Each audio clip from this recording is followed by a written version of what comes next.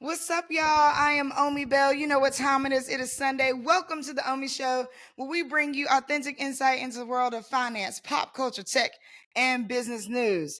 Today, Omi homies, okay, for this whole 50 minutes, I have with me, I'm thrilled. I am like over the moon, okay, to have a force of digital empowerment joining us. None other than Brian. Do you pronounce your name Baez or B? How do you pronounce it? Baez. Baez. See, I don't like getting people's name wrong. Brian Hmm. Baez, also known as Mentally Divine, which we got to get into because we actually never talked about what that name was about. He started his journey as a social media maven on Twitter in 2021. Brian's influence now extends across Instagram, TikTok, and YouTube, captivating millions daily with content that merges politics with the buzz of pop culture. And a little bit of sass, which I love. At the center of his online realm lies a singular message: politics is pop culture. Love that. Bryant champions an environment where engaging in current political discourse becomes both thrilling and enlightening, an avenue for the people to drive governmental change. Keep it locked right here, y'all. Here we go. So, for this first segment, for the first 10 minutes, it's typically news you can't snooze, right? I mean, news you can't snooze. So, we're going to jump into this because I know that. Well, one, welcome to the show. Look, I'm about to just start talking to you. Welcome to the show. Thank you so much. I'm happy to be here. And I just want to say, Omi, because we talk offline all the time as well. I want to say that I love you and I appreciated you from the moment that I met you on the Karen Hunter show, because I know I did that previously. Your vibes have always been so authentic, so real. And I just remember the conversations we were having about social media. And I'm just so excited to be here and to talk with you. You know, it's always love. I appreciate you. And look, real recognize real good people recognize good people, and change makers definitely recognize change makers. So, one, like, I applaud how I feel brave you are to be speaking your mind and considering like some of the blowback that you get. But before we jump into that full on part of the interview, I just have to ask: you could be doing anything in the world. Okay, clearly you could be a fashion mogul. You could be sailing the seven seas. You could be, organizing protests, somewhere around the world.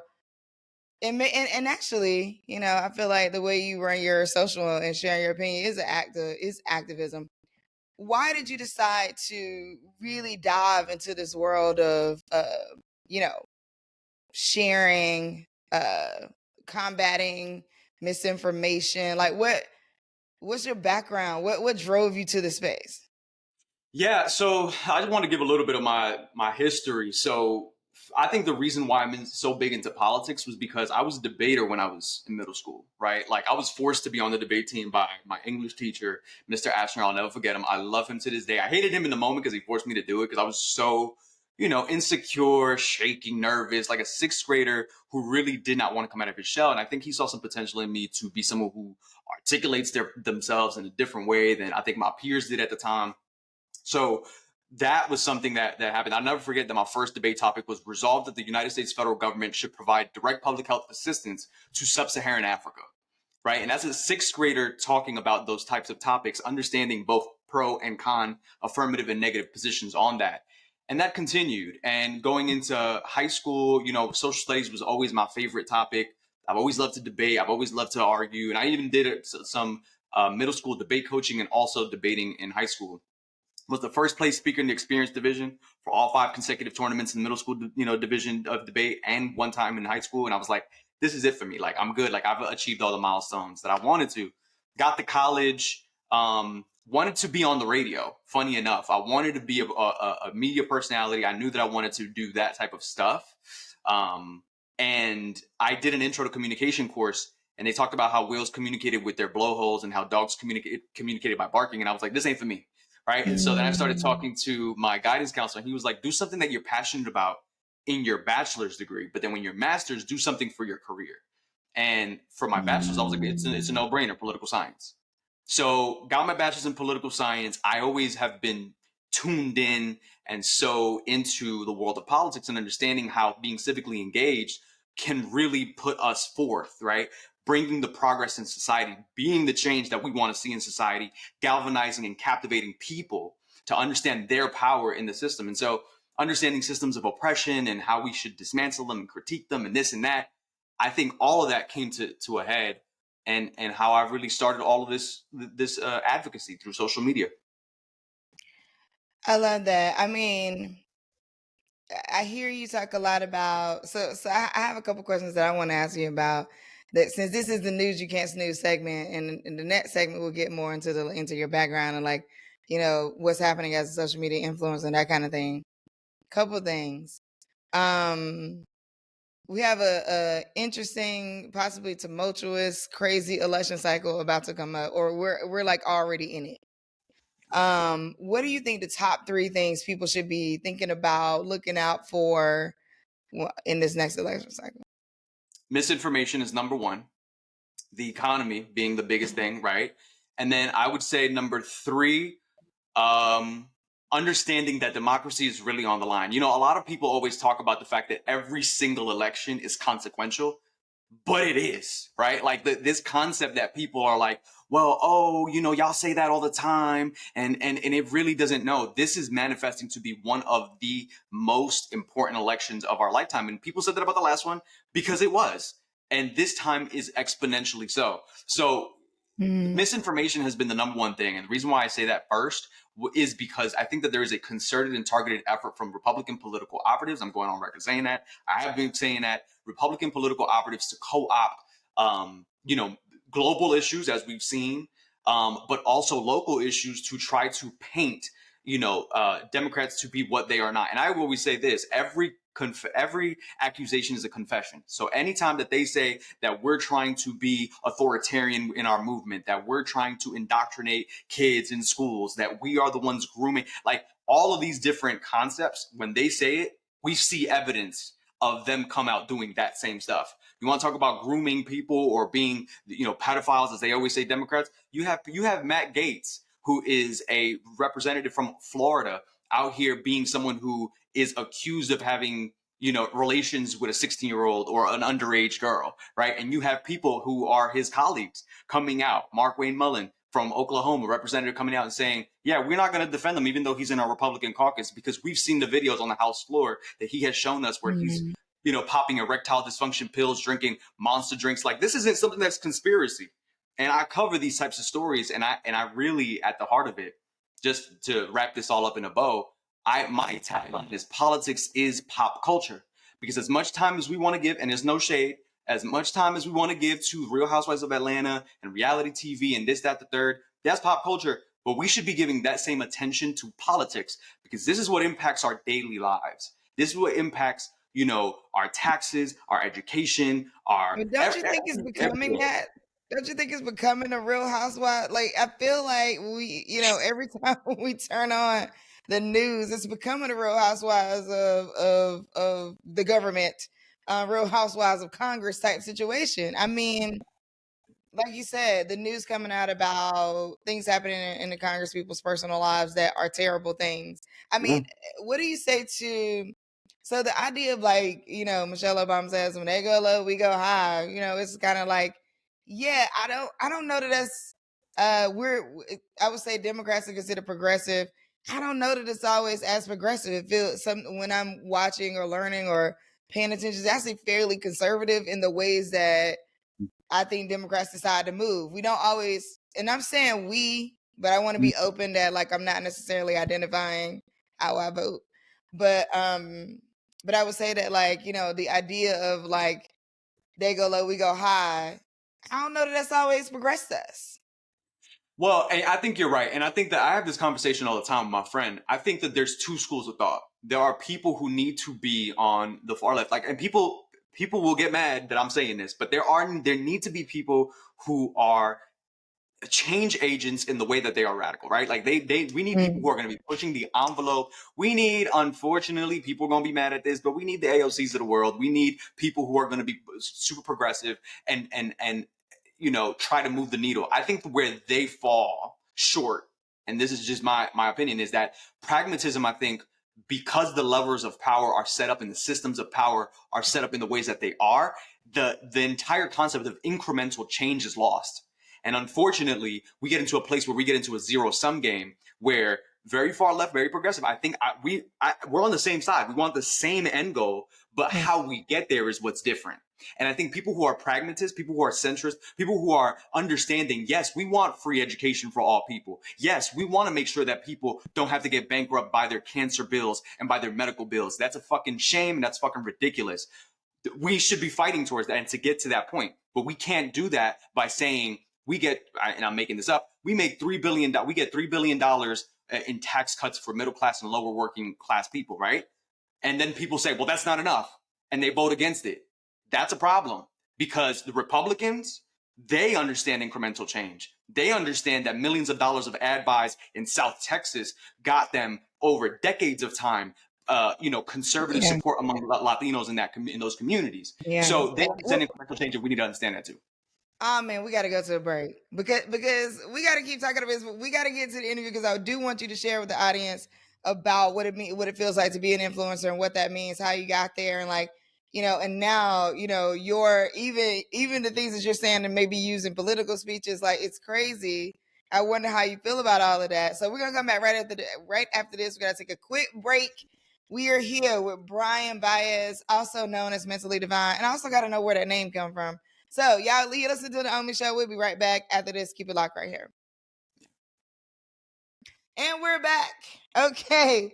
I am here with my good friend Brian Baez. He is also known as Mentally Divine Official. Right? Is it Mentally Divine Official on Instagram is Mentally Divine Official. On every other platform is Mentally Divine.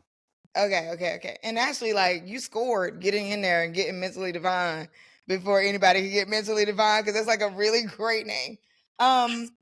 We were talking about politics, talking about what it means to be progressive. I love what you said about, understanding incremental change and understanding incremental change from the standpoint of the officials that we vote in and their understanding of incremental change, and then our understanding as participants in a democratic system, right? And I use that versus citizens or humans, because I want to openly remind people that we are active participants in a democratic system, and not let that be lost on my vote doesn't count, or is my vote any meaning anything, or that's the argument that I'm I wish would go away.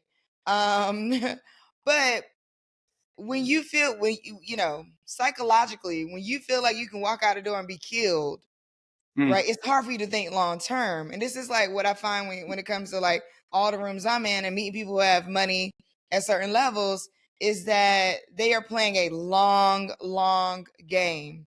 They are not playing a tomorrow game. They're not playing a we got to solve it right away game. They are playing a okay. I see you. No worries. I'm gonna get you on the back end. Kind of game. Mm-hmm. I mean, look. I'm sorry. Go ahead. No, go ahead. No, I was going to say, I think a great example of this is Roe v. Wade being overturned by the Dobbs v. Jackson Women's Health Organization case in the Supreme Court. That's not something that happened overnight. That's something that over long periods of time, they understood that they had to continue to get the White House, and they had to continue getting the votes in the Senate so they can pass confirmations of any Supreme Court justice appointees.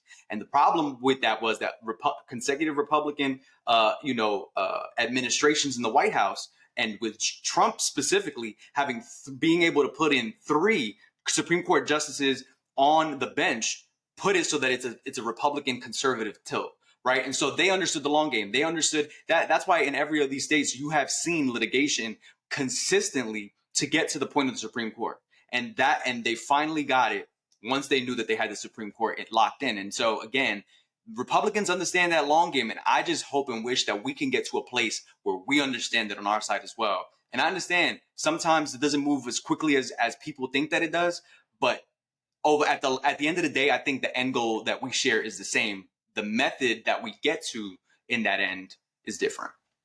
What's hard for me is I feel like they, and I won't define they deeply. When I used to have this poem where I would say they means truth handlers educating you. But I think the feeling I get is they got our number, right? They know how to please us, right? And I'll give an example. Yeah. So, and this is, because I'm thinking about the, like, I hate to say this, but when you think about the long game, it's like, was Obama a plant? Like, was that like, and not a plant in meaning like not progressive or like it wasn't fair, but meaning like the long game was like, we'll give y'all that. Okay, you got that. Cool.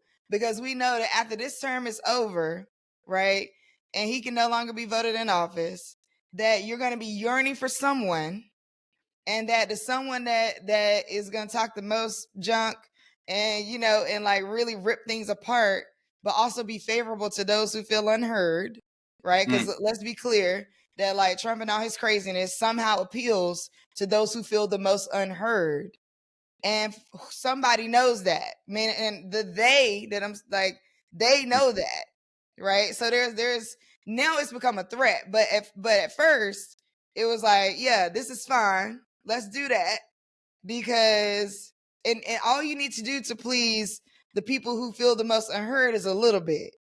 Like you don't need to do a little. You only need to free a couple black folks. You know what I'm saying? You don't need to pardon a couple black folks. You only need to like, make a little bit of tax cut here and there to please these people. But sorry, I'm still not sure about that. Oh, I guess Siri said it. No, here's what I will say to that. I think Obama gets an unfair shake, and I'm gonna tell you why. I think Obama gets an unfair shake because of the fact that he was the first black president. And I think that there was a lot of walking on eggshells that needed to happen. I mean, he has spoken about this after like his two terms in the White House, and Michelle Obama has also spoke about this, that they understood like their role, right, and the perceptions of everything, and they also didn't have the votes in the Senate and in the House of Representatives that people think that they do, and people misremember that they do. And so there was things that obviously he was the ACA, the Affordable Care Act, was something that he was able to get through, with the help of Joe Biden as vice president, right? Being able to use his senatorial politics because he's been there for so many years, right? Being able to negotiate some of those things.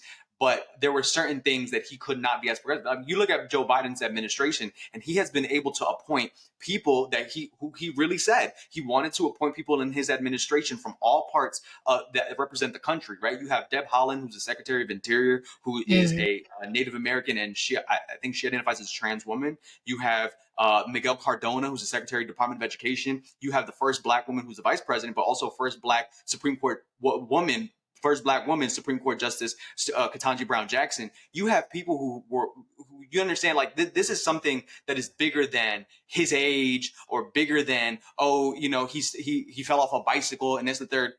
This is someone who understands who to put into place, right? Who to put into place to do the work of what the American people. You onto something. Hold up. Yeah. Stay right there. Because oh my God, we have been so distracted.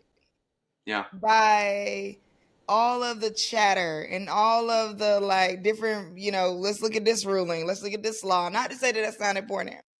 Yeah. But the real game and flex is who you can appoint. Yes. Secretary Pete Buttigieg, who was the first gay Department of Transportation secretary. Like, these are things that we cannot overlook. And also the fact that that the administration is listening to what the people are saying. You have the first, I mean, and I understand, but Obama has said this too, right? That we have to fight and combat Islamophobia. So I'm not saying that, but having the president of the United States, there's a dichotomy. You have one of two options. This is a two-party political system. I don't know if I can curse on here, but I don't care. Curse on here. Fuck it. I don't give a fuck if y'all believe it or not. At the bottom line is that we have a two-party political system. It's going to be one person or the other person. And I understand that Dean Phillips is somebody who's running. I understand that Jill Stein is running for the Green Party. I understand that you have Marianne Williamson that's trying to primary Joe Biden as a Democrat. At the end of the day, we know Joe Biden is the incumbent president. 95% of the time, that's who's going to be the person at the top of the ticket. It's going to be Vice President Kamala Harris and Joe Biden at the top of the ticket. And on the other side is going to be Donald Trump and whoever the hell he chooses. And at the end of the day, you have one person who says that on day one, he's going to install a Muslim ban that he has had before. He's going to stop any pathways for Palestinian refugees to come to this country. He's going to make sure that he continues to fan the flames of Islamophobia and hatred and division within this country. And then you have another president who has said that we need to make sure that we're getting humanitarian assistance to people in Gaza, that we have to combat Islamophobia, that we have to make sure that hatred has no place in America, that consistently has posted, you posted something on Transgender Remembrance Day. Like, this is something that y'all are going to lose because y'all don't want to pay attention to what the hell is going on. And if you're getting susceptible to misinformation, that's on you. I can only tell you so much and give you so much information. The rest, you have to act. And I'm not going to, and yeah. Wait, we got to break. We got to break. I want to. Okay. I want to get into the, because you spoke about this on your social media about the idea of like the lesser of two evils.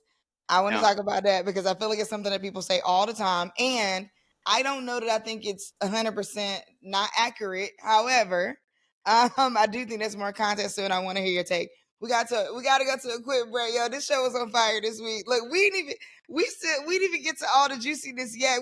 We only got 20 minutes left in the show after this break. Okay, we're gonna figure it out. That means you definitely got to be back, Brian.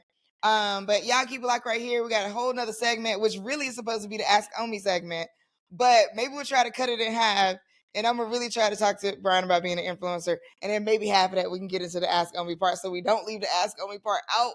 But it's just been so good to just chop it up about politics. And I know this is something that the Urban View Art audience loves to kind of dig into. Y'all keep it locked right here. We'll be right back after this message.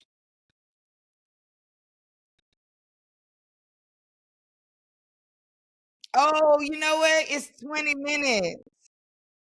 My bad. So tell her to cut that out. My bad. So, because what's the next marker I'm looking for?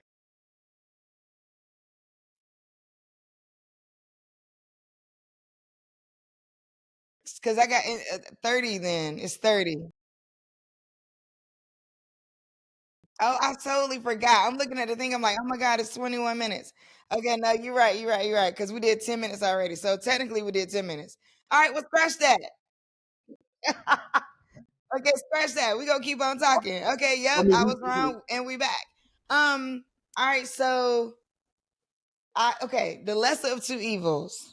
Okay, I want to get into this because I saw this on your on one of your posts. What's your take? When people say like, oh, when you're voting, you got to vote for the lesser two evils. What do you think? I think because both candidates are so diametrically opposed, you have one person who is fascist and who is going to surround himself with Christo-fascist, white supremacists that he did before. By the way, there is talks right now that they're saying that what happened before in the administration prior to, in Trump's administration prior, that it was weak, that it was watered down, and that it wasn't enough. They have, I don't know what people have understood about this. Project 2025 is literally a 900-page guide that the Republicans put out, that this conservative think tank has put out, that literally outlines them creating workshops to create loyalists, to teach from every level of official in this country of that is in office, to teach them exactly how to implement a strategy to curb, any judicial, senatorial, congressional, curb all of those powers so that we can continue to move forward in a dictatorial, authoritarian government and fascist government. This part, they're telling here's the one thing that I will say is a silver lining with Trump's election, that none of this shit is quiet anymore. They're saying the quiet part out loud, and they don't care. And we need to be paying attention. I keep saying this. And unfortunately, and this is a hot take that people not going to like, but at the end of the day, I have to say it. I'm not coercing or bullying anybody for their vote. I'm only going to give you the information. If you decide to vote, you decide to vote. If you don't want to vote, then that's on you. But please do not cry later, because I will have no empathy. The people who know, and the people who have been giving the information have been given that information. So it's out there. You're either going to listen to it and believe it or not. And I think people are losing the marker at every level. And it's unfortunate. They can so about the training that you just mentioned, they can't even get everybody to use the same operating system. So that's gonna be interesting to see something organized on that level, because nothing in Congress in terms of the trainings they get, the ways that they move, is actually consistent from one office to another, one state to another. Behind the scenes, maybe the consistent thing is just the level of personnel they have. but they're all using like different types of software. They're all using different types of equipment. They barely know how to use tech. Like, it's just so interesting to think about, like, our Congress people, one, are some of the oldest people in the country, and that's not an ageist not an ageist comment. It's more about like who can be elected, what kind of conservative things across the board still sit in place around who is trusted. You're trusted because you're married. You're trusted because you're straight. You're trusted because you're older. You're trusted because you're like these sort of things that just play out. But it's going to be interesting to see a training if that God forbid that happens. But I mean, to see something organized at that level where everybody is going to do it is interesting. I also think that, I have friends that are, representatives and things like that. And, it's one of the things that we talked about is people really think. So I also want to like share to like, yes to all to, battling and combating misinformation. Yes to you need to be thinking about how you vote. Yes to all those things. And y'all should just know that they're not walking through the halls of Congress gritting on each other. It's not beef when I see you. It's none of that. Like, a lot of times they're saying these things on the floor because they want it on the record. And so they want their thoughts, feelings, whatever, whatever to be on the record. And so it looks crazy when we look at it. That's why it looks like the Wild Wild West up there. And then they get off the floor. I'm like, all right, have a happy weekend. Like, it's actually not, I think, what people think it is in the ways that it looks like. And I'm not gonna say there's no tension, and I'm not gonna say that there's no battles or kind of like feelings floating around. But at the same time, these are people who you have elected, essentially, right? Who are then, once they're in office, either doing what they said they would do or unable to do what they said they would do. And I want to use those two kind of extremes. They're able to do what they said they would do, or they're unable to do what they said they would do. I don't know across the board that I think that people get in there. Maybe people do lie. I'm not saying that people don't lie.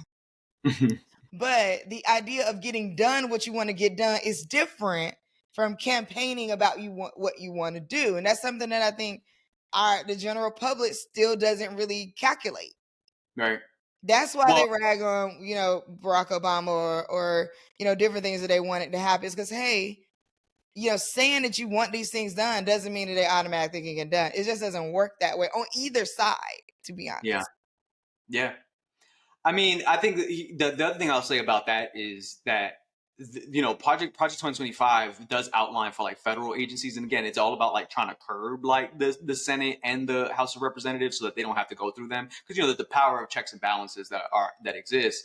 But they want to do it through federal agencies. They want to do it more through the executive. They want to do more executive orders and things like that, and they want to really push the envelope. And I think the scariest part about it is that some of these executive order powers have they have some of its limits, but not all of the limits have been explored, because it would be the first time that they try to do something, right? Like, it was the first time, like, a lot of people were like, well, Joe Biden has executive order power to go ahead and erase all student loans, which is not true, right? But there are certain things that are like, oh, well, there's no precedent. Yeah, but because certain things have not been tried, but there are certain things that we have to also abide by as it relates to the Constitution and thinking about legal, right? And so I think that there's just so many different things that are at play. And I think it is a thing. I think you're right that if we're looking at senatorial and House of Representatives alone, it's like, yeah, you may not have the fucking votes to do it. If you don't have the votes to do it, then you can't do anything about it. But I don't know. I feel like it is at least worth exploring. It's at least worth mentioning and having people be informed about it. Because again, if this information isn't out there, how else do people know what's at stake? Yeah, no, I think that's right. Okay, we really do have to take a break this time. False alarm on the first break, but this time we really do have to take a break. Okay, when we come back, again, it is actually supposed to be the Ask Me segment, but I still want to talk to Brian a little bit more about some things that he's working through as an influencer. So maybe we'll split the time up. We'll do 10 minutes and 10 minutes. But you listen to the Omi Show. Thank you so much for joining us. Keep it locked right here. We'll be right back with Brian Baez, also known as Mentally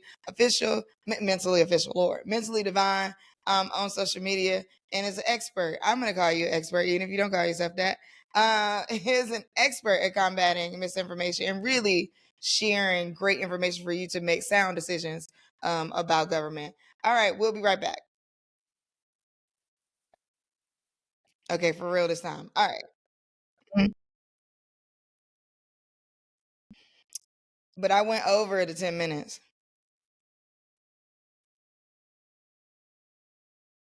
Well, that's good anyway if we have time in the last segment because I haven't even interviewed Brian yet for real. We just been talking.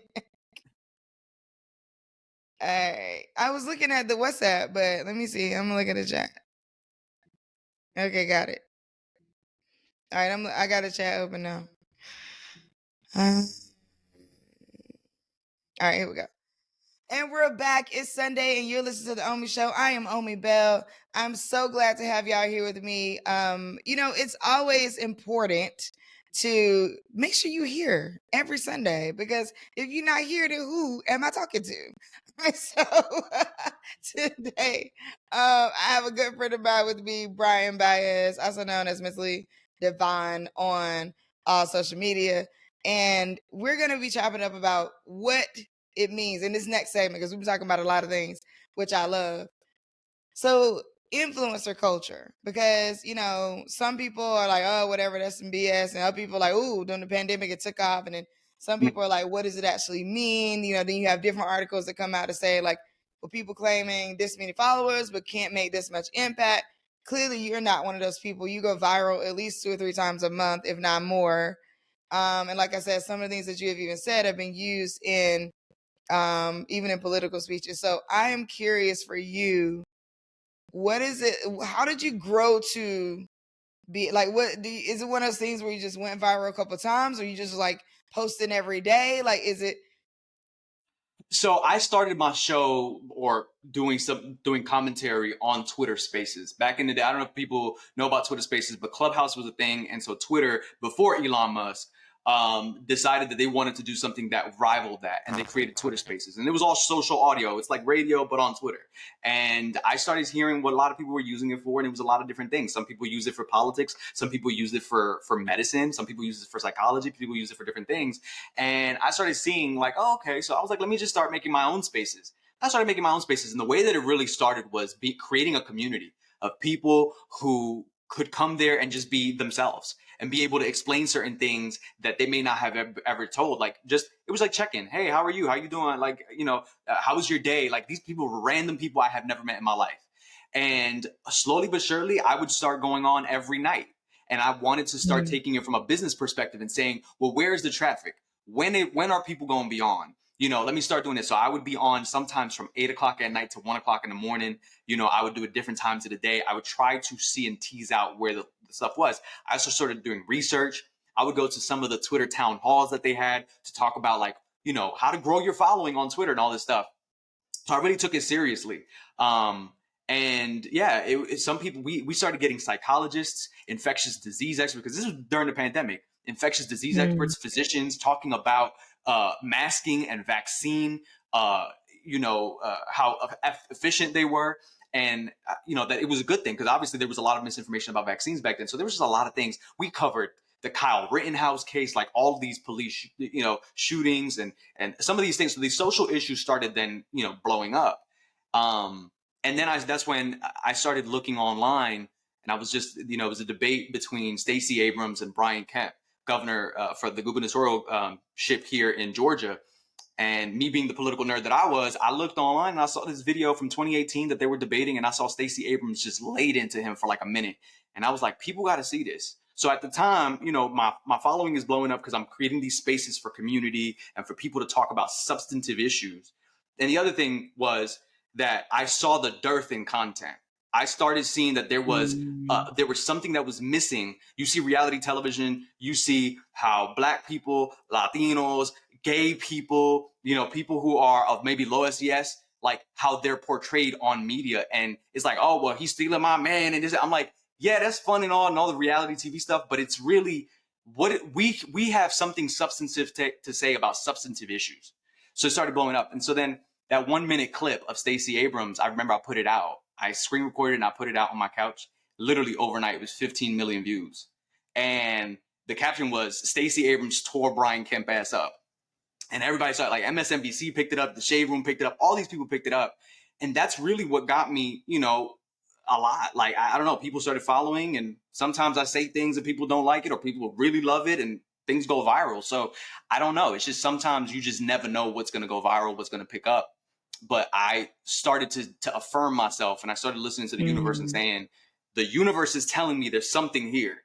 People want to hear what I have to say. I'm disrupting logic. I'm disrupting lines of thinking that may have not been disrupted before. I'm intervening and combating misinformation in ways that have not been combated before, and people are resonating with it, and they love it, and they follow. And I'm like, this is, you know, I'm becoming part of the ecosystem of change in my eyes in a positive way, because there are so many more that precede me, so many more that are doing it at the same time as me, and many more to come, creating avenues for other people to come as well.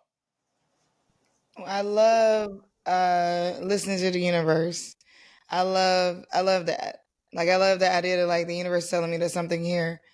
Talk a little bit about like, you know, how do you deal with some of the comments and some of the like, especially because like some people their comments are just so vicious. Like you have like keyboard gangsters, you know what I mean? Where like for whatever reason, you know, people pull the dictionary out when it's time to give some of these insults. Yeah, Um, how do you yeah. work through it? I'm gonna be honest with you. The shit hurts. There's no way to cut that. If I would be coming on here on the Omi Bell show, XM Urban View Radio, if I didn't say that shit, the shit hurts. Before social media, I used to be one of those people that probably are listening, and people are listening and resonate with the, I don't give a fuck if I was on social media, if I was making my video and they said this and they said that, and they was making me apologize. I ain't apologizing for shit. Now, I'm never going to apologize because I ain't say shit that was wrong. I'm going to double down and I'm going to explain to you the reason why I believe the way that I believe. I ain't never going to do that shit. Don't get that shit fucked up. But I was that person where I'm like, I don't care what they say. I don't care. But then you be on the other side. You're the I was the number one trending topic on TikTok. I was trending on Twitter. 7 million views of this video that people, you know, did not like my position. You know, I explained it. I'm like, listen, I said what I said about what I said, and this is why I believe what I believe. People should not be getting harassed online. People should not be getting bullied online. And you know, I said that, and then people took it to a different level. I mean, people took opportunities that I think were in the chamber. You got to understand this. Some of these people were people that were mutuals, and I see y'all. And I remember. I really remember, and y'all fed into the bullshit. And you know, to be honest with you, if you were a mutual of mine and you listened to my takes and you sent me love, and so, a lot of y'all DM'd me prior to that, I love the work that you're doing. And then it came to this, and people straight up lied about me, and y'all believed it.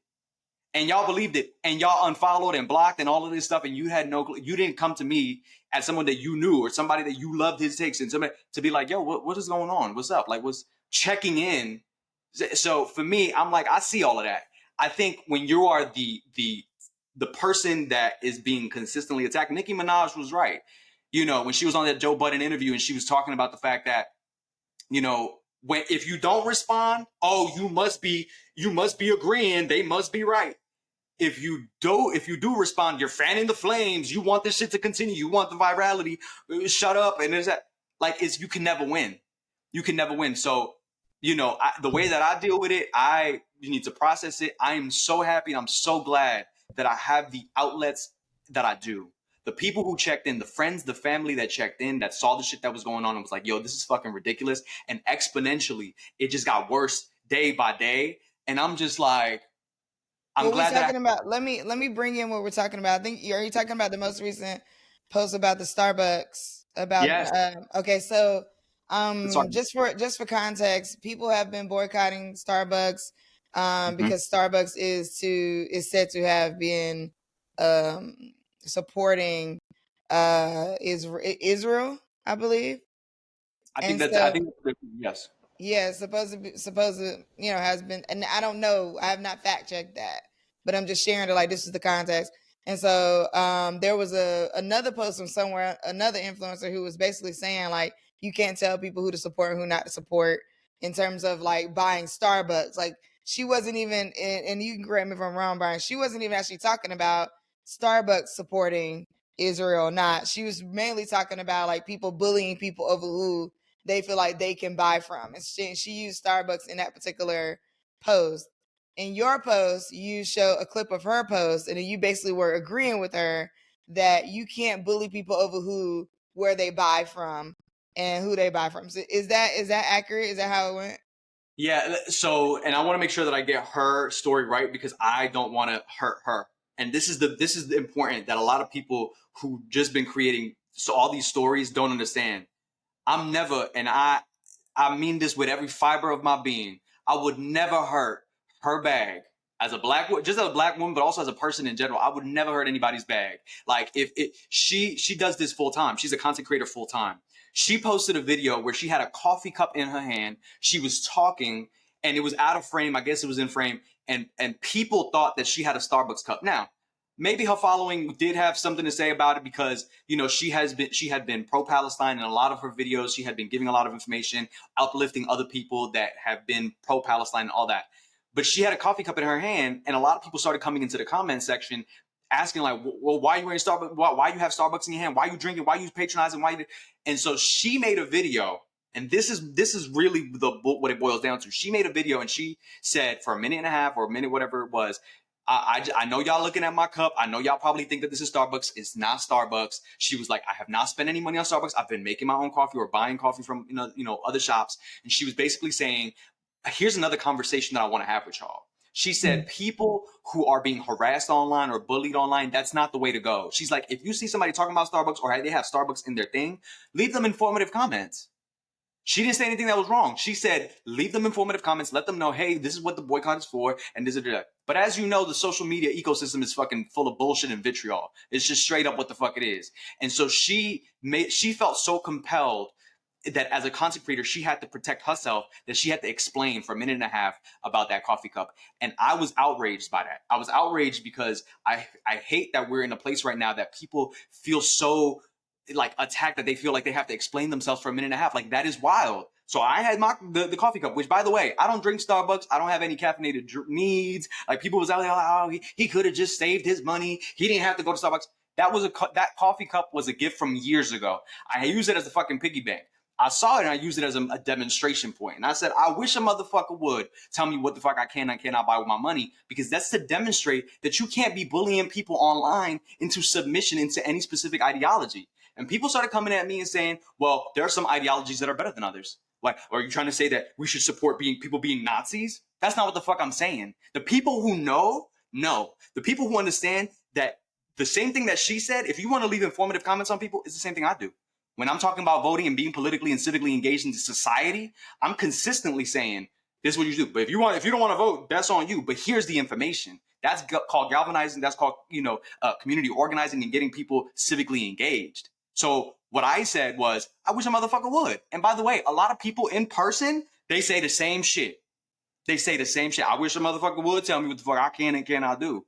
But then I got all this hate online. It went from death threats to people saying, people gave me death threats. People, and people called me a coon. People called me a monkey. There's been posts of people calling me, Leroy, go fry some chicken. And then on the other side, you're using a black saint. You're characterizing a black woman and you're doing this. Let me address that right here. Because I addressed this and there's a YouTube video out. Here's what I will say about that. I'm not putting on a black saint. I grew up in Newark, New Jersey. That's who I am. That's what I've grown up with. Regionally, people pick up where they grow up, and that's what it is. I know people who grow up who are considered Black American. They identify as Black American, African American. They live in places where they were all around all white people, and so they speak that way. And then people call them an Oreo or stop speaking white. People want to police how people speak. I'm not putting on no black sand. I'm not putting on no nothing. I'm from Newark, New Jersey. Everybody was Latino, Afro-Latino, and Black. That's what I grew up with. That's how I know. That's how I speak. When I'm passionate, I speak and I say motherfucker a couple times with the UH at the end. How do you identify, though? I identify as Afro-Latino and South Asian. And let me say this, because we talked about that a little bit earlier. People are attacking me because of my last name. The last name that I put on social media is Brian Baez. The reason for that is my government name, and it's fucking ridiculous that I have to say this shit, is Brian Pierce. Wait, time out. You do not have to say it. Like, I But want it's to empower. people have screenshotted it, and it's fine. But Okay. the government name is Brian Piripacarin. The last name that I put on my social media is Brian Baez. A lot of people, but where'd that name come from? He rejected his surname. He went to Atlanta, and he's chameleon. I'm not chameleon shit. Here's the reality of it, and y'all motherfuckers are fucked up that I have to come on here and explain this. My dad was never in my life. He was never in the picture. That's just the way it is. I'm not mad about it. It's not a thing of like, oh, I want a relationship with him. He's just never been in my life. I don't know anything about the Sri Lankan side about my family. I don't know anything about the culture, that heritage. I don't know anything about that. I'm going to be honest. I was born and raised in a single parent household. My mom was Puerto Rican. I identify as Afro-Latino and South Asian. I have to say the South Asian part because that's the fucking makeup. That's just what it is. It's what I'm made up of.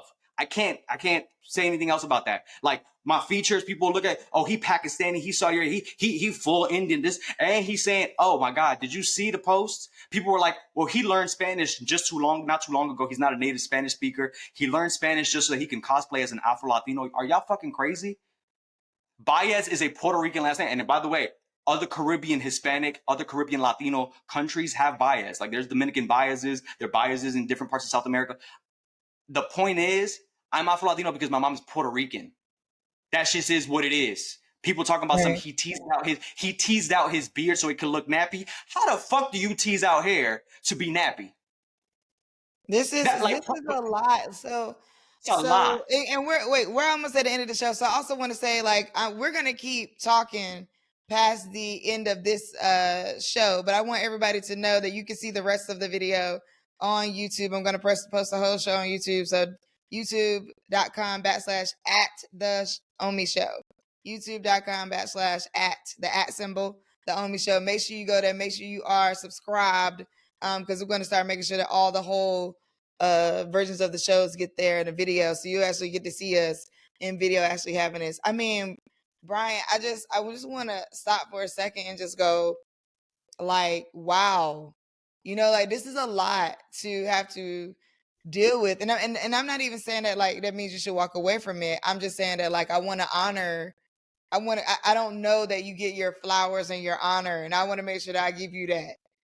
Like I want to make sure that I'm saying like this is for what you believe in, and this is what people have to understand, that like what you believe in, what you're called to do, and who you're called to be, is so strong and so powerful, and you stand in that with such bravery and such courage.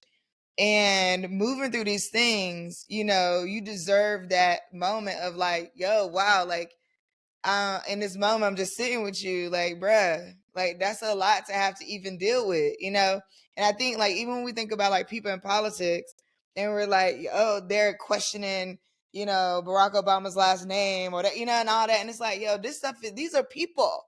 like you're a human being, you know what I mean?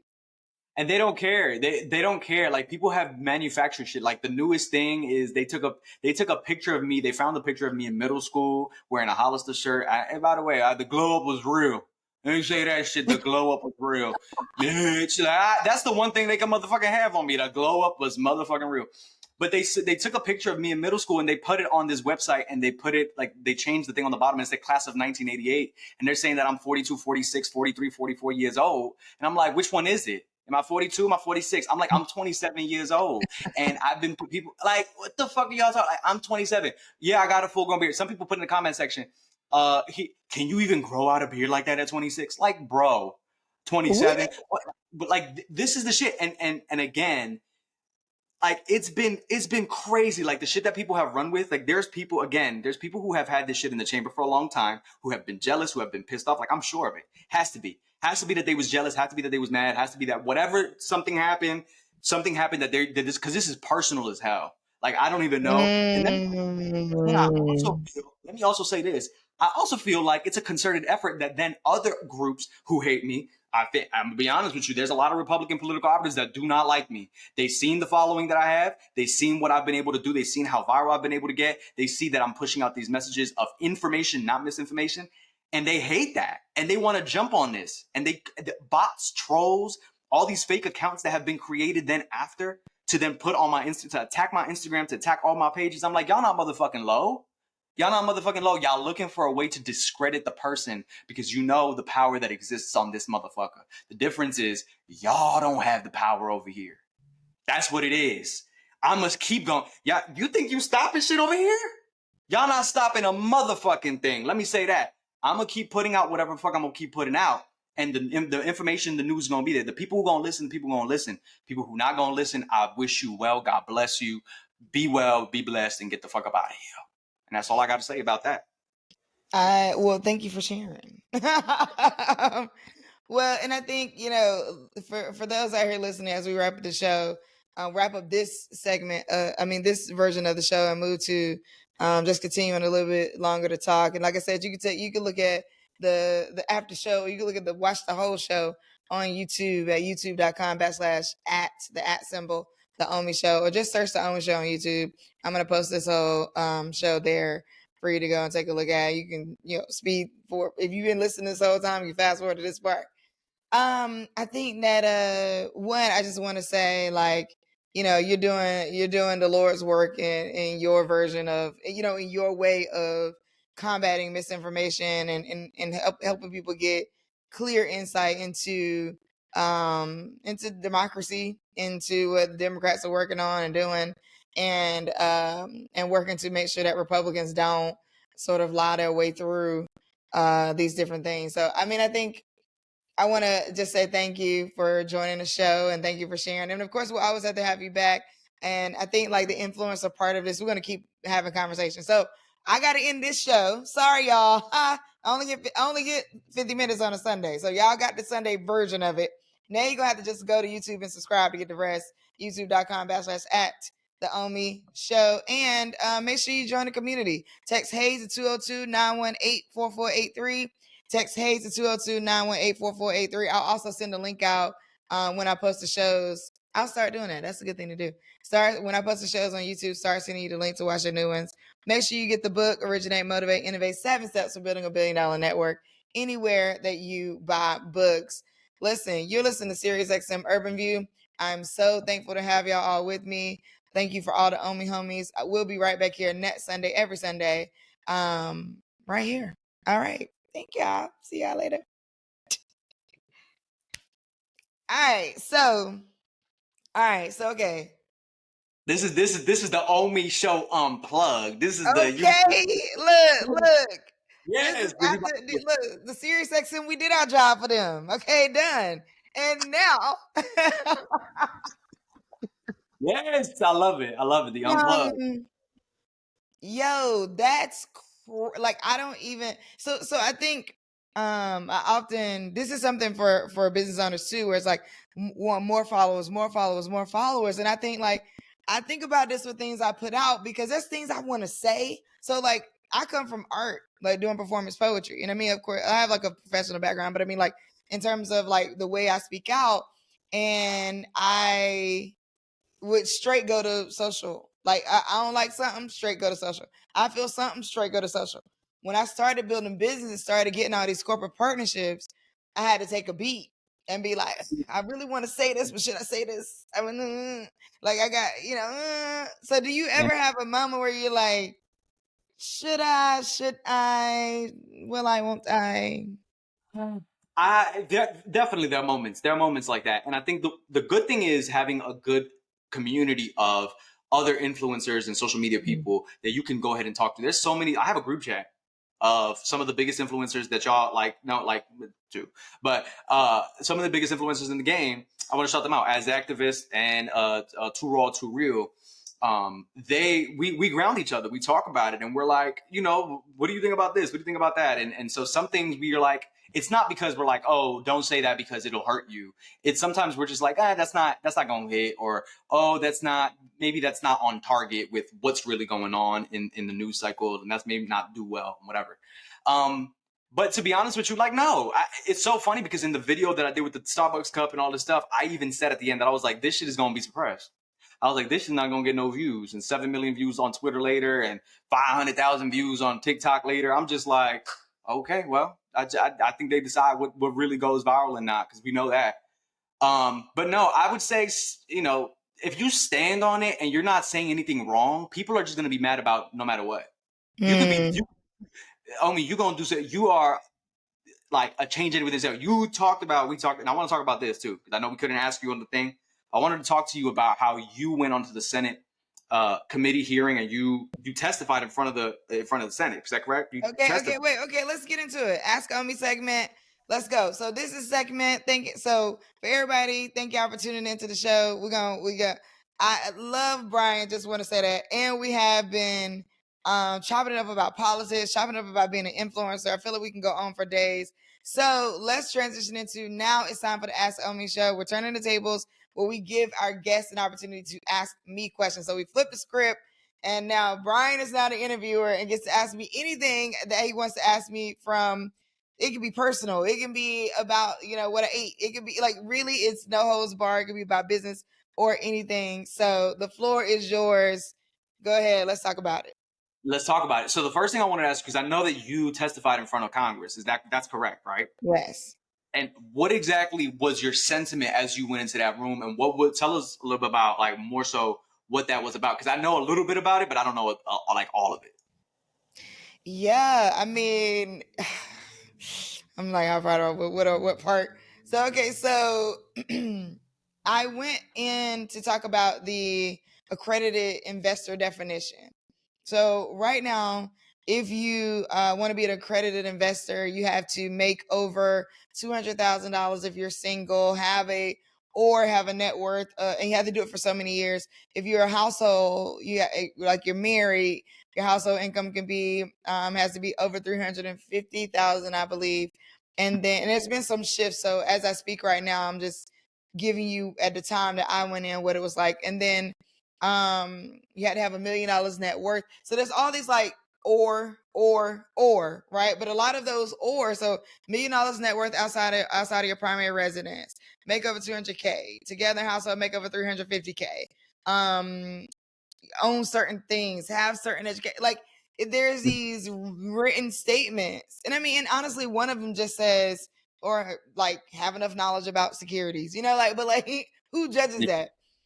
So what I am saying is that if we could lower the threshold of the payment, like of your income, then we can allow more investors in. So let's say the threshold went to 100K or 150K, right? We have more Black and brown people, more people, period, women in the country making 100, 150K than are making 200 plus K. Right? When you go into making 200 plus K, you're really in the top level of earners across the country. And so in that case, that's what I was going for. Now, this is something I've spoken openly about. I was on the way that they found me is because I was the SEC had a roundtable, and I was one of the panelists for the SEC roundtable to talk about what we're doing at Black Girl Ventures and alternative access to capital and ways that we're granting to people and leveraging and working with and empowering community to also grant to people. So because at Black Girl Ventures, part of what we do is there's a vote with your dollars component where the community actually votes with their dollars for who they favor, and we grant that capital back out to founders. And so that leveraging community, all of that speaks to democracy, right? My goal is like democratizing access to capital, putting the power into the hands of people. So I was on that panel. We talked about why the definition is what it is, which that I can go into that in a minute. But you have to prepare to speak in front of Congress as well. Like, you don't know what they're going to say to you, right? You don't really know what they're going to ask you. You get like a general batch of questions, but you don't really know what they're going to ask you. So you have to prepare. You have to like study who's on that committee, because I'm speaking in front of the financial committee, which one of the chairs is Congresswoman Maxine Waters. One of the members, I'm not sure if she's still the chair, but she's a member of that. I believe she is. And again, this is at the time that I'm speaking, right? Because I think things may have shifted. So the Republicans were bringing me in, right? And so I didn't want to piss nobody off. Like, my thing was like, what year was this? Hmm? What year was this? This was last year. This Okay. is 2023. This was 2022, I believe. Yeah. Okay. It was last year. Or was it earlier this year? Lord, I'm losing my. I believe it was No. 2022. Yeah. Yeah. Yeah. I believe it was 2022, if I'm not mistaken, because it was not hot outside. So I believe it was 2022. So I have to go look that up though. But I think I was nervous because I knew that the Republicans were bringing me in. I know there's a really strong sentiment or idea or thought or feelings around Republicans not wanting any regulation and Democrats wanting too much regulation. Like, and I'm not saying that like this is the sort of real way that they paint it, but this is the idea behind the Financial Services Committee and the way it's viewed. That okay, Republicans are always fighting for no regulations, and then Democrats always fighting for too many regulations, Yeah. right? And so I think like that is sort of the debate. So Yeah. going in, you have to prepare. Well, I got good advice from a great friend of mine who's like, you should talk to the other side too, right? So wise information. I reached out to Congresswoman Maxine Waters' team, and they met with me, and I'm like, I just want to share I just want to share my point of view, right? Right. Because I didn't want anybody, I didn't want it to, because a lot of times in Congress, it's like this party is against this party, and anybody coming in or talking or speaking on behalf of, or, this party, they must be that party and they are against this. And I didn't want that because that's not what I came in for. Yeah. I came in to be about the people. And Right. my view is that if we can shift this accredited investor definition, we can let more people of color and more women into the ability to invest, therefore being able to shift the investment landscape. Right. I was scared. I Yeah. would say Yeah. I was Absolutely. nervous getting on the phone with her team, Yeah. and they were kind of they were cordial to me. Like it wasn't, no hard feelings, but I think they were a little bit just like, why are we still talking about this? We already voted on this, or this has already been discussed. We're just feeling like they didn't say this to me, so this is not what they said. But the Yeah. energy was just like, why are we still talking about this? We already settled it, right? And I'm like, well, I understand that. I just want y'all to know that I'm coming from the side of equity, diversity, inclusion, and we agree on that. Right. So Yeah. even though I'm being brought in by the Republicans, I want you to know that we agree on equity, diversity, and inclusion. And that's what I'm standing for. And so they appreciated that and they honored it and they were like, bet. So when I got in there and I decided I wasn't gonna wear black and blue. So I went in with a purple Hanifa dress and purple glasses and bright purple lipstick because I said I refuse to go in here and dim my light or not just represent my whole community, right? And be my authentic self. Mhm. And it was interesting because Mm. they might say anything, and a couple times they did say things that I felt like was anything. And you just got to kind of roll with it. And sometimes, like, you don't know if they're asking you a question or making a statement. It's like I said earlier, they want to get things on the record. They meaning Right. all of them, not just Republicans or Democrats. No, all of them may say some like what feels like off the wall things because they all want to get whatever they think or feel on the record, and it may not have anything to do with you. Right. They want to be viral on C-SPAN and all that shit and get the soundbite. Yeah. I will say on the record, okay. Yeah. Yeah. Yeah. Yeah. This is the But yeah, listen. This is the only Bell Show unplugged. So go ahead, say it. It's your show. This is your show, Queen. This is your show. Say it. but no, yeah, I mean, I think that, and this is not so sometimes when I'm watching your posts and things like that, and I know like you ride for the Democrats, right? And I'm not saying that's bad. I'm just saying that like sometimes I am sitting there thinking like both of these mofos got some personal work they need to be doing, Yeah. No, and that sentiment is not wrong. And as much as I'm fighting for Democrats, I critique them too. Yeah. But that's the other part too that people don't see as much, and the reason why they don't see it as much is not because it's not happening. It's because I understand how things can get co-opted, and if I start saying it with my platform and my people, and I start saying, "Well, they're gonna take that and they're gonna soundbite me because they've done it before." They're going to soundbite me and they're going to make it like I said something negative, and so they're going to use that against and use that as ammunition towards. And I understand that game, so I'm very cautious with how I do that in the public. But let me just say this: I have been recognized by some people in different levels of power, executive branch, congressional, like, and I have direct lines to some people, and some people are listening because I critique and I say what needs to be said behind the scenes, and I'm like, this should need to be different, and some of this messaging needs to be different, but people don't see that, and I don't have to broadcast that. It's the same thing with people who do charity but put the picture. They want to get the picture of them doing the thing so that they can put it out there to be performative as fuck. I don't gotta be performative. I know who the fuck I am and I know what the fuck I do, and some of these people will never know, and that's okay with me. And so, but I think I'm just in a different headspace as it relates to that activism, because I'm the same person that, in let's do a microcosm example.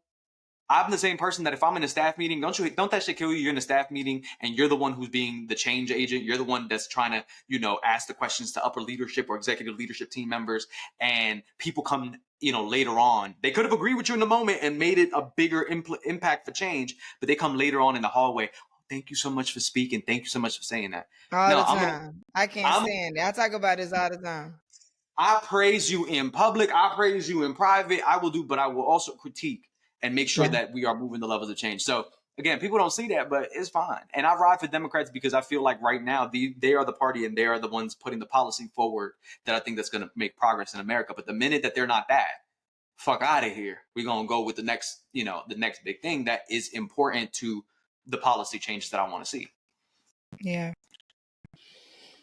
Yeah. You got other questions for me? Yeah, I mean, I think the last question about that is, did you end up seeing some shift towards the change that you wanted to see based on the hearing, or did you feel like it kind of went nowhere? Do you feel like there's some other methods of activism that you want to take to get to that point to like push the needle on this issue? Yeah, that's a great question. I will say that I felt heard. Okay. And I think that is powerful in the sense that like so like when I talk about like they want to get the comments on the record, like it's official. So like you are everything you said is also written, and your name, everything you carry with it is on the record. So I think that like that is like the ultimate level of being heard in our government. I think, and so I think I see why. Not that I think some of the off the wall comments are great, but I see why people care about that, right? Because it's like getting your name in the book. But I think it's an ongoing conversation about accredited investor definition. I don't think there's been any strong rulings yet. As of this is November 2022. But I do think that there's constant progress being made in the conversation moving forward. I do think that there's an understanding that my story brought, even with the Democrats, even though they're like the Democrats and the Republicans are seemingly at odds with each other on certain things. There is this because when they asked me like, okay, one of the questions was like, is there anything else that y'all want us to know, right? Like anything else you want to share? And like my comments were, can we start with what we agree with? We start so much in Congress and politics with what we don't agree with. Mm-hmm. And I would really love, we actually in that session, I said to them, like, we agree on way more than we disagree on. So I think if we started with what we agree on and then we tweaked on what we didn't agree on, we get further along. And that was my last comment, because it's like, honestly, like they both agree, that inclusion is a thing we should do. Like that's I don't see, now granted, about this topic, I can't speak on what I'm not speaking on other topics. This topic specifically, when it comes to finances in this particular way, neither party really objects to the idea that if you lower the accredited investor definition, that you'll be able to let in more of the country, right? Because that's a fact that if you make it 200K or more, that you're in the top earners in the country. Like that, it's a fact that the pay wage gap would have it be shown that, not as many women as men are making, 200K or more. Like, right. So I think like that's a fact. That cannot be argued really. So, and nobody's arguing or debating that. What we don't agree on, and this is interesting, something for you to think about as you're unpacking more things, and because I see this across multiple issues.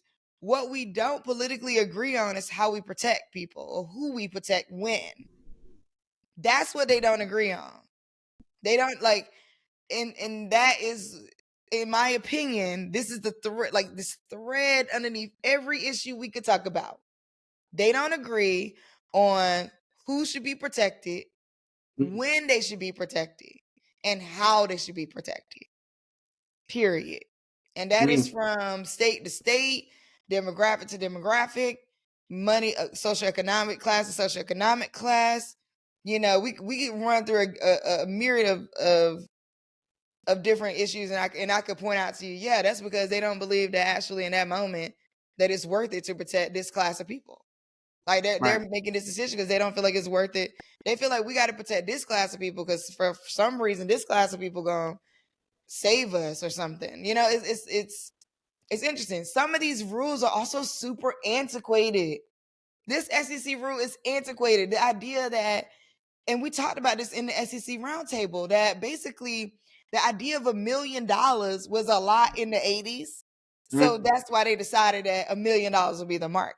$1 million does not talk about financial awareness. It doesn't say that you are financially adept. It doesn't say that you understand or make good financial decisions. It doesn't. Right. And so I think that, that's one of the things that kind of pisses me off about the whole idea of the money part, because it's like, hey, y'all, these women who run their households can run circles around that dude with the inheritance. Period. Financially. Period. It's documented, noted in the stats that women, when you invest in women, they not only do they return your money, they save you money. So, like, it's not about the numbers no more. We can't keep saying this is about numbers, right? Like, we know that having women on your board, having women on your team, having Black and brown folks on your team, having Black and brown folks on your board, we know that this makes your company make more money, save money. Period. It's noted. So we can't keep saying, we don't need to prove it through numbers no more. We need to have an ethical, social conversation that nobody really wants to have. And that is, so here's the thing about, like, when Trump gets on, he says all this stuff, right? Because it sounds like, and I'm not saying it's true, the stuff he says sounds like he's hitting like he's pushing and nudging on some of this social stuff that nobody wants to talk about. And granted, he's doing it in the most extreme way, but when he basically paints the picture that nobody cares about you, like, people are feeling that. And so they're like, yeah, finally, what I mean? Like, finally somebody just straight up saying it straight, like, like, and so then they rally behind it because they feel like, and I'm not saying it's right. I'm not saying that, listen, I'm nowhere near, riding for that idea that is that, but it's manipulative, right? So I'm just saying that, like, there is something to the underlying things that nobody's really saying. You can't keep telling me you don't invest in women because you don't believe that women return. You don't believe. That's your personal belief. Anyway, I'm gonna hop off my soapbox about that because I can talk about it all night. And I think that's really governed by a patriarchal system, right? System that says that, men are superior and women are still not they're not held at the standard of a first class citizen, right? Like they're unfortunately, like, this country still needs to come to terms with the fact that women leaders are women leaders, right? Like, they are leaders. They are people who can be in these top, governing positions of power. Like, unfortunately, that trickles down. Like, this mentality that, oh, we can't have a woman president, or that we can't do all of these things, or the constant attacks towards Kamala Harris and things like that. That trickles down to people still being in society, gatekeeping incentives, gatekeeping, um, uh, some of these opportunities that you're talking about, and like just lowering that threshold for people to be more qualified. Like I think that's what really pisses me off. I wish I knew more about this though, because these are things that people don't really know about and we can shed more light on. So that's why I asked you, I'm like, is there things that you want? Because I don't know if these are things that you want to talk about that, as part of the thing you were saying earlier that you were like, I don't know if do I say it? Do I not say it? I'm like, say it. What they gonna say? What they gonna say? You are fighting for that. This is a cause that people would rally the hell behind. You are saying that we need to create more opportunities and more equitable opportunities for women, people of color, most marginalized populations, people who are low socioeconomic status that may not have more than 200,000, but are still within the same range and caliber of business acumen. So I think that's something that people will rally behind. I don't know why people, would be mad at that, other than they It's try to. interesting. What you're saying is interesting because I also think that while you were talking, I was just thinking like, why don't I talk? What I was asking myself was, why don't I talk about stuff like this more? I think that maybe I've been nervous to say the wrong thing. You know what I mean? Like I've been nervous to I want to make sure that anything I say and publicize that I stand on it, I believe it, and that I can back it up.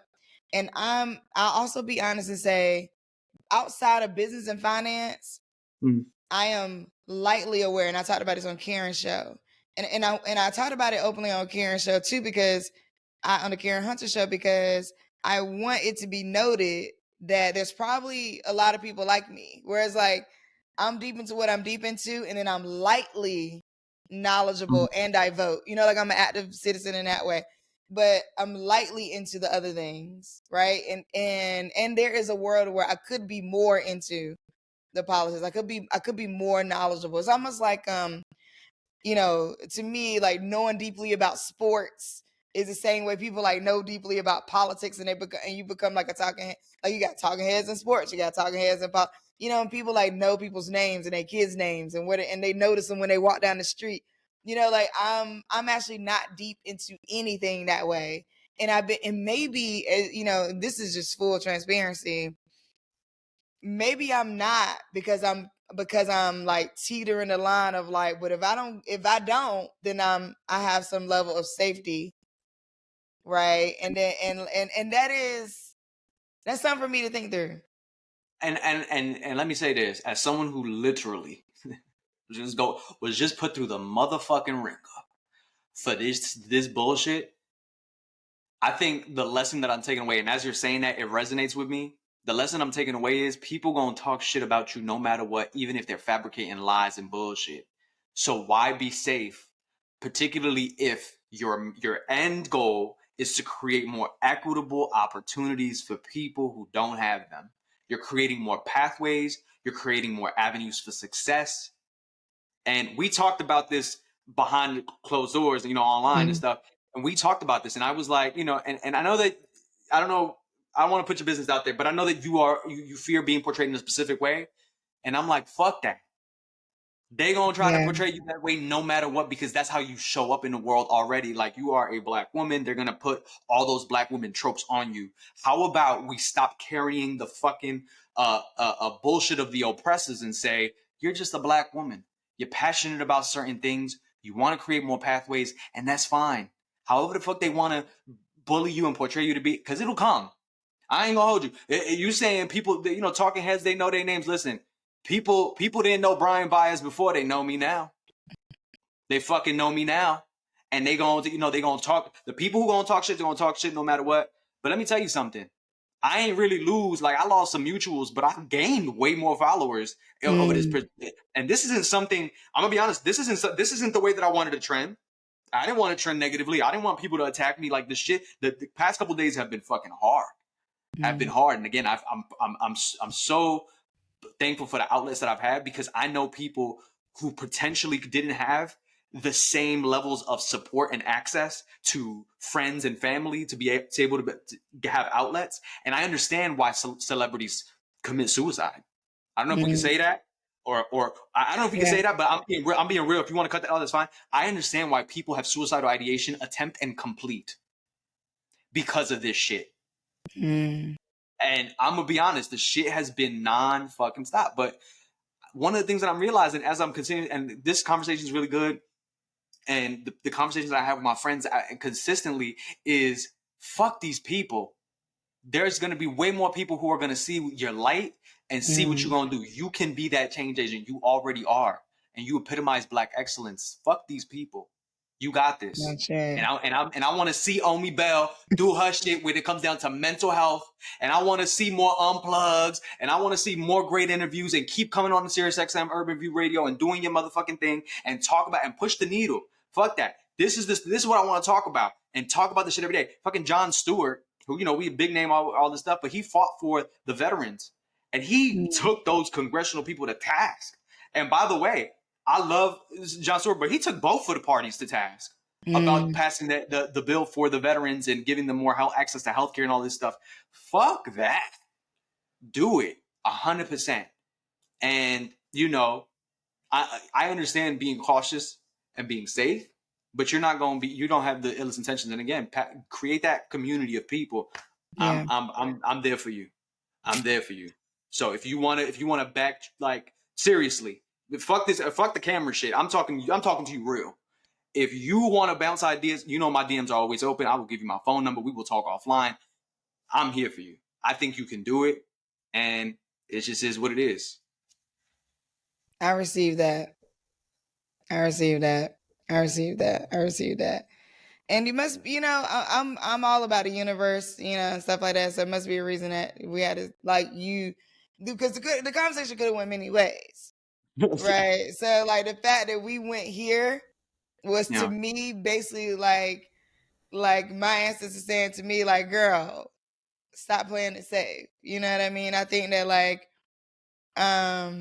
yeah, you know, I think that it's funny because I've talked about this before, like, when I had nothing to lose. So I was willing to do and try whatever made sense to me at the time. Now that I have something and I have, you know, I have an organization to think about, partners to think about, people, you know, I got to make sure they get paid, whatever. Now that I have those things, it feels like a lot more to lose. And I think that's that is the part. And at the same time, right?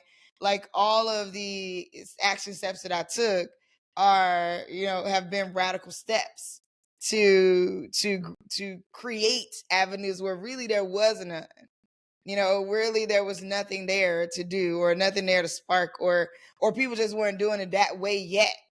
And so I think that I think that's right. I'm not doing anything for Thanksgiving. So I'm gonna take that and I'm gonna really sit with it.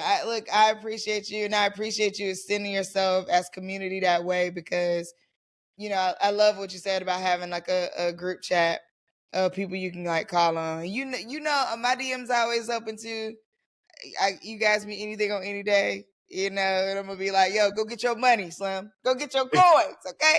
Tell them, pay you. So no, I really, really, really just honor your time and appreciate you for pouring into me that way, right? And just being, yeah, that's what's up. Well, look, we gonna cut it here, y'all. Listen to the Omi Show. You watching the Omi Show now at this point, and yeah, make sure you hit that subscribe button. Also follow Brian at Mentally Divine. Oh wait, why Mentally Divine? So when I was a kid, and I can't take full credit for this. When I was a kid, I remember on my brother's, one of my brother's friend had a PlayStation or like an Xbox account. We were playing online, and I remember seeing Mentally Divine, and that's where it really came from. Like every single platform that I've created after that, like, because obviously I was a kid at that point, but then when social media came on, Mentally Divine just always stuck with me, and that's a concept that I feel like mental divinity is important, right, in all aspects. Right? Like mental divinity in terms of honoring ourselves, becoming more educated, more informed, you know, divinity as it relates to psychological processes in terms of emotional intelligence. Like there's a lot of divinity that comes from having a healthy mental state. So Mentally Divine always stuck with me. And I actually, funny enough, I own the trademark. I own the trademark now as an adult.